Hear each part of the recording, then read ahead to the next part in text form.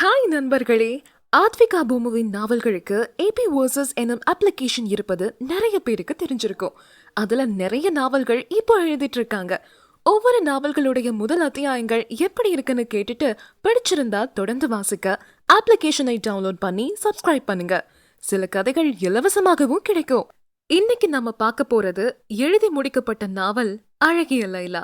அப்ளிகேஷன்ல இதோட கதை எண் ஏபி 123. அப்ளிகேஷனோட லிங்க் கீழே டிஸ்கிரிப்ஷன்ல இருக்கு. அத்தியாயம் 1. நவநீதன் வெயிட்ஸ் தனிஷா என்று வாசலில் ஜொலித்துக் கொண்டிருந்தது பெயர் பலகை.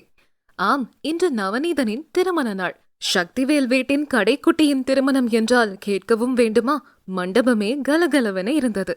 விருந்தினர்களை வரவேற்று உபசரித்துக் கொண்டிருந்தனர் இரு வீட்டினரும். பல்லவி மேடிட்ட வயிற்றுடன் அமர்ந்திருக்க, அங்க இங்க ஓடி தெரியக்கூடாது, புரியுதா என்று அவளுக்கு சிரித்தபடி மிரட்டிய கஜன் எழுந்து சென்றிருக்க பல்லவி அருகே வந்தமர்ந்தான் அர்ஜுன். என்னடா வேர்த்து போயிருக்க என்று கேட்டுக்கொண்டே அவன் நெற்றியை டிஷ்யூவினால் துடைத்துவிட்ட பல்லவியிடம், அதை விடு, டாக்டர் வீட்ல ரொம்ப வெட்டியோ என்று வழக்கமான கிண்டல் குரலில் கேட்டான். சேச்சா, அவரை கையில பிடிக்கவே முடியாது, நீயே அப்படி கேக்குற என்று அவள் கேட்க அவளது மேடிட்ட வயிற்றை பார்த்துவிட்டு பெருமூச்சுடன், பார்த்தா அப்படி தெரியலையே, நான் சீர் செஞ்சே நடுத்தருவுல நிக்கணும் போல என்றான். பல்லவி சத்தமாக இதழ் பிரித்து சிரித்துக்கொண்டே, இதுவும் ட்வின்ஸ் தாண்டா என்று சொல்ல, முடியல பல்லவி என்றான். சரி, நீ சீர் செய்ய ஒன்னும் தேவல என்று அவள் சிரித்தபடி சொல்ல, அதெல்லாம் ஒன்னும் இல்ல, சும்மா சொன்ன என்று சொல்லிக்கொண்டே பாக்கெட்டிலிருந்து ஒரு நகை பெட்டியை எடுத்தவன், ராகவிக்கு செயின் எடுத்தேன், உனக்கும் சுகானாவுக்கும் சேர்த்து எடுத்தேன் என்றான். எதுக்குடா இதெல்லாம் என்று அவள் கேட்க, போட்டுக்கோ என்று சொல்லி திணிக்க, அழகா இருக்கு என்று அதனை பார்த்து கொண்டே அவள் சொன்னாள். இதே சமயம் தனது பெண் குழந்தையுடன் மல்லுக்கு நின்ற ராகவி அருகே வந்தமர்ந்த கஜனோ, என் மருமக என்ன சொல்றா என்று கேட்டான். அவ அப்பாவை போலவே சரியான பிடிவாதக்காரி என்று ராகவியின் வாயால் அர்ஜுனின் மகள் அகல்யாவுக்கு திட்டு விழுந்தது. அகல்யாவும் அதனையெல்லாம் காதில் வாங்கிக் கொள்ளாமல், அம்மா எனக்கு அந்த கேக் வேணும் என்று ராகவின் மடியில் படுத்து சினுங்க ஆரம்பித்து விட்டாள். பாத்தீங்களானா, இப்போதான் கேக் சாப்பிட்டா, திரும்ப வேணுமா? இதோட எத்தனாவது கேக் தெரியுமா என்று ராகவி குற்றப்பத்திரிகை வாசித்தாள். டெய்லி தான் கொடுக்க கூடாது, எப்பயாச்சும் கொடுக்கலாம், தப்பில்லம்மா என்று சொல்லிக்கொண்டே அங்கே இருந்த கேக்கை எடுத்து அகல்யாவிடம் நீட்டினான் கஜன். அவளுக்கும் ராகவி போல உருண்டை விழிகள் தான். தேங்க்ஸ் மாமா என்று அவள் விழிகளை உருட்டி சொல்லிக் கொண்டே இருக்கும் போது அங்கே வந்து சேர்ந்தார்கள் கஜனின் புத்திரர்களான யாழினியன் மற்றும் குழலினியன். இருவருமே கஜனை போல வயதுக்கு மீறிய உயரம் கொண்டவர்கள். வேஷ்டி சட்டை அணிந்திருந்தார்கள். அப்படியே கஜனை உரித்து வைத்த தோற்றம். இருவரும் ஓடி வந்தது என்னவோ அகல்யா அருகேதான். அகல்யா, ஏன் கூட விளையாடவா என்று யாழினியனும் குழலினியனும் அகல்யாவை பிடித்து இழுக்க அவள் கையில் இருந்த கேக் கீழே விழ, ஐயோ கேக் என்று அவள் அழ ஆரம்பித்து விட்டாள். டேய், அவளை சாப்பிட விடுங்கடா என்று அவர்களை அதட்டிய கஜனோ, யாழிமா என்று அழைக்க அங்கே பாவாடை சட்டையில், என்னப்பா என்று கேட்டுக்கொண்டே ஓடி வந்தாள் அவன் செல்ல மகள். தம்பிங்க 2 பேரையும் அழைச்சிட்டு போங்க, அகல்யாவை சாப்பிட விடுறாங்கல்ல என்று சொல்ல, சரிப்பா என்று சொன்னவளோ எம்பி அவன் கன்னத்தில் முத்தம் பதிக்க அவனோ இதழ் பிரித்து சிரித்துக்கொண்டே அவனும் அவளுக்கு முத்தமிட அவளும் சிரித்துக்கொண்டே, வாங்கடா, இப்படிதான் சாப்பிட பாப்பாவை டிஸ்டர்ப் பண்ணுவீங்களா, கொஞ்சமாவது மேனஸ் இருக்கா என்று தம்பிமாரை அங்கிருந்து இழுத்து சென்றாள். அவர்களும் யாழினி என்றால் அடங்கி விடுவார்கள். இதனிடையே கஜன் நீட்டிய அடுத்த கேக்கை வாங்கிய அகல்யாவும், நான் பாட்டிக்கிட்டு போறேன், அப்போதான் நிம்மதியே சாப்பிடலாம் என்று சொல்லிக்கொண்டே ஓடி சென்றாள். இதே சமயம் நடந்து சென்ற யாழினியை ரசனையாக பார்த்த ராகவியோ, பெரிய மனுஷி ஆயிட்டா என்று சிரித்தபடி சொல்ல, என்னோட ஒரே இளவரசி என்றான் மென் புன்னகையுடன். அப்போ அடுத்ததும் இளவரசனுங்க போல என்று ராகவி கேட்க இதழுக்குள் சிரித்துக்கொண்டே, அதை விட உன் பொண்ணுக்கு செம்ம டிமாண்ட், வளர்ந்ததும் இவனுங்க 2 பேரும் அடிச்சுக்க போறானுங்க என்று சொல்ல அவளோ, அதுக்காகலாம் உங்க ஸ்பீடுக்கு எனக்கு குழந்தை பெத்துக்க முடியாதுப்பா என்று சொன்னவளோ மேலும், ஆரண்யன் மட்டும் யாழ்னியை விட வயசு கூட இருந்தா அவளை என் வீட்டுக்கு மருமகளாக்கியிருப்பேன், மிஸ் ஆயிடுச்சு என்று சொல்ல கஜன் சத்தமாக சிரித்து கொண்டான். இதே சமயம் கஜனின் அடுத்த பக்கம் வந்து அமர்ந்த அர்ஜுனோ, மச்சான் இதோட நிறுத்துற ஐடியாவா இல்ல 16 பெத்து பெரு வாழ்வு வாழ போறீங்களா என்று கேட்டான். கண் வைக்காதடா என்று சிரித்தபடி அவன் தோளில் கஜன் கையை போட, அடுத்ததும் ட்வின்ஸ்னு கேள்விப்பட்டேன் என்றான் அவன். நிஜமாவா என்று ராகவி எட்டி பார்த்து கேட்க கஜனும், என்றான் சிரிப்பை அடக்கிக் கொண்டே. இதுக்கு இல்லையா ரெண்டு என்று அவள் சிரிக்க, கடவுளா கொடுக்கறாருடி, நான் என்ன பண்ணட்டும் என்றான். கடவுள் கொடுக்கல, நீங்க கொடுக்கறீங்க என்றான் அர்ஜுன். டேய், நான் உன் அக்கா புருஷன்டா, அந்த மரியாதை கொஞ்சமாவது கொடுடா என்று சொல்ல, மனசாட்சி இருக்கா உங்களுக்கு? நீங்க 5, இப்போ ராம் 3, ஜீவி 2, எனக்கு கணக்கு 10 என்றான். கஜனும், ஹலோ, நாங்களும் தான் பண்ணணும், நீ 2, வந்தனா 2 என்று சொல்ல, 2 2 4 தான், எனக்கு 10 சார் என்றான். அட, ஜீவியோட சேர்த்து எங்க 4 பேரோட சீர் வருண்டா, நீ ஒருத்தந்தான் எங்களுக்கு கொடுக்கணும் என்று சொல்ல, சரி சரி விடுங்க என்றான் அவன்.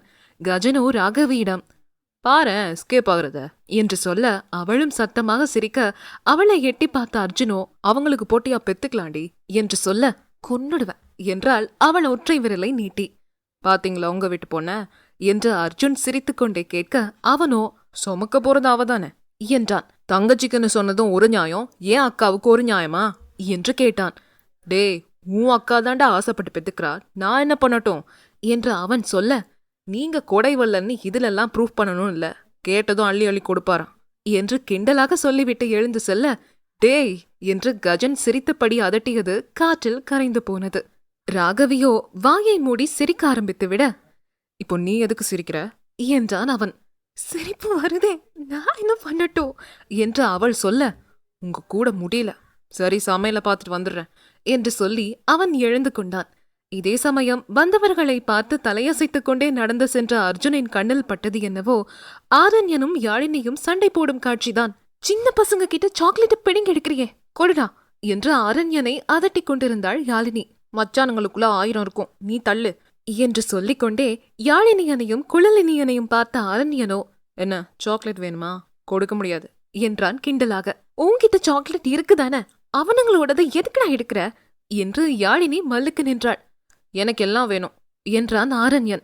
அவனை பார்த்து கொண்டே பிடரியை வருடிய அர்ஜுனோ, நம்மள போலவே வந்து பறந்திருக்கான் என்று நினைத்து கொண்டே, டேய் எதுக்குடா சின்ன பசங்க கூட சண்டைக்கு போற என்று கேட்டபடி ஆரண்யன் அருகே செல்ல, மாமா, உங்க பையனை நீங்க சரியா வளர்க்கவே மாட்டீங்களா என்று அர்ஜுனுக்கும் யாழினி வாயால் திட்டு விழுந்தது. ஏண்டி எனக்கு திட்டுற, உன் அத்தை கொடுக்கிற இடம்தான் என்று அவளிடம் சொல்லிவிட்டு ஆரண்யனை பார்த்த அர்ஜுன், இப்போ கொடுக்க போறியா இல்லையா என்று இடையில் இருக்கைகளையும் வைத்துக்கொண்டே கேட்டான். ஆரண்யனும் இடையில் இருக்கைகளை வைத்துக்கொண்டு அர்ஜுனை ஏறிட்டு பார்த்து, முடியாது முடியாது என்று சொல்ல, யாழினியனும் குழலினியனும் அழ ஆரம்பித்து விட்டார்கள். யாழினிக்கு அவர்கள் அழுததுமே கோபம்தான் வந்தது. உன்கிட்ட சாக்லேட் இருக்குல்ல, ஏன் அடுத்தவங்களோடதுக்கு ஆசைப்படுற என்று மீண்டும் கேட்டாள். அவள்தான் அநியாயத்தை கண்டாலே பொங்கி விடுவாளே. நான் அப்படித்தான் என்று ஆரண்யன் சொல்ல, அரஞ்சன்னா மாறி மாறி பேசிட்டே இருக்க என்று அர்ஜுன் பொறுமை இழந்த அதட்ட, அவனுக்கு கொஞ்சமும் பயமில்லை. அர்ஜுனையே முறைத்து பார்த்து கொண்டே நின்றிருந்தான். டேய், உனக்கு கொஞ்சமும் பயம் இல்லையா, பயப்படுற போல அட்லீஸ்ட் நடிடா, என் மானமே போது என்று அர்ஜுன் புலம்ப, ஆரண்யன் அதற்கும் அசரவில்லை. மாமாவை பார்க்க எனக்கே பாவமா இருக்குடா என்று யாழினியே சொல்ல, உன்னால என் நிலைமைய பாத்தியா என்று கேட்டான் அர்ஜுன் ஆரண்யனிடம். ஐ டோன்ட் கேர் என்றான் ஆரண்யன். உன் அம்மா போல பிறந்து தொலைச்சிருக்கலாம், என்ன போல பிறந்து என் உசுர வாங்குறான், இப்போ தெரியுது மிஸ்டர் பார்த்திபன் என்னை வச்சுக்கிட்டு என்ன பாடுபட்டிருப்பார்னு என்று நினைத்து கொண்டே கழுத்தை வருடி கொண்டே திரும்ப, அங்கே அவர்களைத்தான் பார்த்திபனும் பைரவியும் பார்த்து கொண்டு அமர்ந்திருந்தார்கள். இருவருக்கும் சிரிப்பு வேறு. உனக்கு தேவதாண்டா என்று பார்த்திபன் சத்தமாக சொல்ல, ஏன் பையன் நான் சொல்றத கேட்பான், இப்ப பாக்குறீங்களா என்று சவாலாக கேட்டுவிட்டு ஆரண்யனை பார்த்தவன், மானம் போதுடா, சொல்றது கேளுடா என்று கெஞ்சுதலாக கேட்டான். முடியாது முடியாது என்று எங்கோ பார்த்து கொண்டே சொன்னவன் சட்டென அர்ஜுனுக்கு பின்னே வெறித்து பார்த்து கொண்டே இடையில் இருந்த கையை இறக்கிவிட, அர்ஜுன் சட்டென திரும்பி பார்த்தான். அங்கே மார்புக்கு குறுக்கே கையை கட்டி கொண்டு நின்றிருந்தது என்னவோ கஜன் தான். கஜன் ஒரு பார்வைதான் பார்த்தான். ஆரண்யன் கையில் இருந்த சாக்லேட்டை யாழினியனுக்கும் குழலினியனுக்கும் கொடுத்துவிட, கண்களால் கஜன் அழைத்தான். மெதுவாக தயங்கி தயங்கி நடந்து சென்றான். அவன் உயரத்துக்கு குனிந்தவன், உனக்கு என்ன வேணுமோ என்கிட்ட கேளு, நான் வாங்கி கொடுக்கறேன்.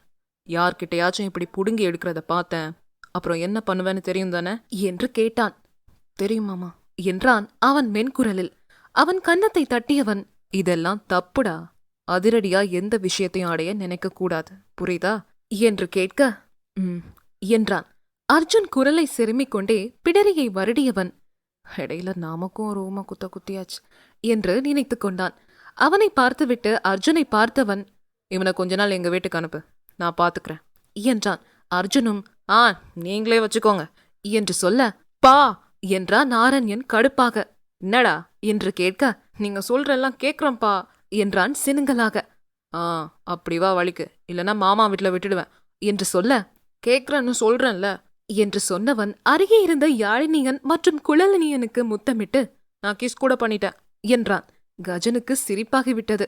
அடக்கிக் கொண்டே, இனி ஏதும் பண்ணா என்கிட்ட சொல்ல அர்ஜுன் என்று சொல்லிவிட்டு அர்ஜுனின் தோளில் கையை போட்டுக்கொண்டே நடந்து செல்ல, அர்ஜுனோ, அவனை எப்படி நீங்க கண்ட்ரோல்ல வச்சிருக்கீங்க, என்னாலே முடியல என்றான். கஜனோ சத்தமாக சிரித்துக்கொண்டே, போன முறை ஜுரம் வந்து நான் தானே இன்ஜெக்ஷன் போட்டேன், அப்போ இருந்து அவனுக்கு என்ன பார்த்தா பயம் என்று சொல்ல, உங்க தங்கச்சி கிட்ட சொல்லுங்க, அவதான் ரொம்ப செல்லம் கொடுக்குறா அவனுக்கு என்று சொல்ல, கஜனோ, அவ மேல மொத்தமா தப்பு சொல்ல முடியாது, ஜெனட்டிக் என்று கிண்டலாக சொல்லிக்கொண்டே நகர, அவனை பக்கவாட்டாக திரும்பி பார்த்தவன், தங்கச்சியை காப்பாத்துறதுக்கு எப்படியெல்லாம் பேசுறீங்க என்று சொன்னான். கஜனும் கண் சிமிட்டி சிரித்துக்கொள்ள இருவரும் சமையல் நடக்கும் இடத்துக்கு சென்றார்கள். அங்கே விஜய் வேஷ்டியை மடித்து கட்டிக்கொண்டே நடக்க, அவனுக்கு பின்னே அவனது மூத்த மகள் கிருஷ்ணி அவன் வேஷ்டியை பிடித்துக்கொண்டே நடக்க, அவள் பாவாடையை பிடித்துக்கொண்டே ஒரு வயதான அவனது மகன் விஷ்ணு நடந்து சென்றான். விஷ்ணு இப்போதான் நடை பழகிக் கொண்டிருப்பான் போலும். அவன் நடப்பதை சிரித்தபடி தள்ளி நின்று ரசித்து பார்த்து கொண்டு நின்றிருந்தாள் வந்தனா. அவள் அருகே வந்து நின்ற கஜனோ, பெரிய மனுஷன் நடக்கிறத பாரு என்று சொல்ல, அர்ஜுனும், செம்ம கியூட்டா இருக்காவன் என்றான் சிரித்துக்கொண்டே. வந்தனாவோ, ரெண்டும் அவங்க அப்பாவை போலவே என்று சொல்ல, விஜய் போல குழந்தைங்கன்னா சந்தோஷப்படணும், எங்க வீட்டுல என்ன போல ஒருத்தன் பிறந்து எல்லாரோட உயிரையும் வாங்கிட்டு இருக்கான் என்று அர்ஜுன் சலித்து கொள்ள, அவனை நான் பாத்துக்கிறேன், நீ ஒன்னும் வருத்தப்படாத, ஒரு மாதிரி ஒரு லைனுக்குள்ள கொண்டு வந்துடலாம் என்று கஜன் சொல்ல, உங்களை தான் நம்பியிருக்கேன், ஏன் அப்பா என்னால கஷ்டப்பட்ட போல எனக்கு கஷ்டப்பட முடியாது என்று சொன்னான். இதனை கேட்டு வந்தனாவும் கஜனும் சிரித்துக்கொள்ள, விஜய் சட்டென திரும்பி பார்த்தான். அவன் திரும்பியதும் கிருஷ்ணியும் திரும்பினாள், விஷ்ணுவும் திரும்பினான். 3 பேரும் ஒன்னா திரும்புறத பாருங்களேன் என்று சொன்ன கஜனோ, டேய் இங்க வாங்கடா என்று விஷ்ணுவை அழைக்க, மாமா என்று சொல்லிக்கொண்டே குடுகுடுவென ஓடி வந்தான் அவன். இடையில் விழுந்தும் விட்டான். ஐயோ என்று சொல்லிக்கொண்டே வந்தனா அவனை நோக்கி செல்ல முயல, எட்டி அவள் கையை பற்றிய கஜனோ, அவனே எந்திரிப்பா, நீ சும்மாரு என்று சொல்லிக்கொண்டே விஷ்ணுவை பார்க்க, அவனும் எழுந்து குடுகுடுவென கஜனை நோக்கி ஓடி வந்தான். அவனை அள்ளி தூக்கிக் கொண்ட கஜனோ, என்னடா குட்டி அடிபட்டுடுச்சா என்று கேட்க, அவனும் இதழ்களை பிதுக்கி ஆம் என்று தலையாட்ட, அது சீக்கிரம் சரியாயிடும் என்று சொல்லிக்கொண்டே குழந்தையின் கன்னத்தில் முத்தமிட, குழந்தையும் சிரித்துக் கொண்டது. விஜயும் கிருஷ்ணியும் கையை பற்றி கொண்டே அவ்விடம் வந்து சேர, ரெண்டும் ஒன்ன போலவே விஜய் என்றான் அர்ஜுன். விஜயும் அழகாக சிரித்துக்கொண்டே வந்தனாவை ரசனையாக பார்க்க, அவளும் கண் சிமிட்டி சிரித்துக் கொண்டாள். இதே சமயம் 6 மாத கைக்குழந்தையுடன் அங்கே வந்து சேர்ந்த ராம்குமாரோ, என்னடா எல்லாரும் இங்கே நிக்கிறீங்க என்று கேட்டான். கஜனின் கையிலிருந்த விஷ்ணுவோ, ஐ பாப்பா என்று ராம்குமாரின் கடைக்குட்டியான அஞ்சலியை பார்த்து கொண்டே சொல்ல, டேய் உன் பார்வையே சரியில்லை, என் பொண்ணு மேல கண் வைக்காத என்று ராம்குமார் அவனை கிண்டல் செய்ய, மொறப்பொண்ணு தானே என்றான் அர்ஜுன். உங்க பொண்ணு எங்க வீட்டுக்கு மருமகளா அனுப்புங்க, நான் கவனமா பாத்துக்கிறேன் என்று சொன்னாள் வந்தனா. ராம்குமாரோ, அப்போ என் மூத்த சிங்கக்குட்டிக்கு ஓம் பொண்ண கூடு, அவன் கிருஷ்ணா இவ கிருஷ்ணி என்று சொல்ல, டீல் டீல் என்றாள் வந்தனா. டேய் வளர முதல் என்னடா பேசிட்டு இருக்கீங்க, வளர்ந்த அவங்களே முடிவெடுக்கட்டும், குழந்தைங்க இருக்கும் போது இதை பேசாதீங்க, அவங்க இல்லாத நேரம் உங்க சம்பந்தத்தை பேசுங்க, ஆசையை வளர்த்துக்கிட்டு அது நடக்கலனா அவங்களுக்கு தான் வருத்தமாயிடும் என்று கஜன் சிரித்தபடி கேட்டுக்கொண்டான். குரலில் ஒரு கண்டிப்பும் சேர்ந்திருந்தது. போன தலைமுறைகளில் நடந்த தவறுகள் இந்த தலைமுறையில் நடந்துவிடக் கூடாது என்று உறுதியாக இருந்தான். உடனே ராம், சரி இனி பாத்துக்கிறோம், நம்ம தனியா பேசலாம் வந்தனா என்று கண் சிமிட்டி சொன்னவனோ, எங்க ஜீவி என்று கேட்க, இப்பதான் கால் பண்ண, நேத்து கொஞ்சம் வேலை போல, சீக்கிரம் வந்துடுவான் என்று அர்ஜுன் சொல்ல, அவன் வண்டியும் மண்டபத்தை அடைய நேரம் சரியாக இருந்தது. அவன் கையை பற்றி கொண்டே அவன் மகன் நடந்து வர, மேலிட்ட வயிற்றுடன் அவன் அருகே நடந்து வந்தாள் நேத்ரா. அவர்களை கண்ட சுகானாவோ, என்ன இவ்ளோ நேரம் என்று நேத்ராவிடம் கேட்டுவிட்டு ஜீவிதனை பார்க்க, வேலடி என்றான் அவன். நேத்ராவோ, எங்க உங்க குட்டி இளவரசி என்று கேட்க, அவ அப்பா கிட்ட இருக்கா, என்ன வேலையே பார்க்க விட மாட்டான், அதான் ராம் கிட்ட கொடுத்து அனுப்பிட்டேன் என்று சொல்ல, அவ்விடம் வந்து சேர்ந்த பல்லவியோ, வா நேத்ரா எப்படி இருக்க என்று கேட்டுக்கொண்டே அனைத்து விடுவித்தாள். 2 பேருக்கும் ஒரே மாசம்தானே, உங்க வயிறு ஏன் பெருசா இருக்கு என்று கேட்க பல்லவியோ கண் சிமிட்டி 2 என்று காட்டியிருக்க, ஜீவிதனோ எப்படிடி இப்படி நான் ஸ்டாப்பா ரிலீஸ் பண்ணிட்டே இருக்கீங்க என்று சிரித்தபடி கேட்டான். கடவுள் கொடுக்கிறாருடா என்று பல்லவி சொல்ல, உன் புருஷன் கொடுக்கிறாருன்னு சொல்லு என்று ஜீவிதன் சொல்ல, சி நீயும் அர்ஜுனும் ஏண்டா இப்படியே பேசிட்டு இருக்கீங்க என்று சத்தமாக சிரித்தபடி கேட்டாள் பல்லவி. கதையை தொடர்ந்து வாசிக்க ஏபி வர்சஸ் அப்ளிகேஷனை டவுன்லோட் பண்ணி 1 வருடத்துக்கான சப்ஸ்கிரிப்ஷனை பெற்றுக்கொள்ளுங்கள். அப்ளிகேஷனோட லிங்க் கீழே டிஸ்கிரிப்ஷன்ல இருக்கு. ஆத்விகா பொம்முவின் 120க்கும் மேற்பட்ட நாவல்களை தடையின்றி வாசிக்கலாம்.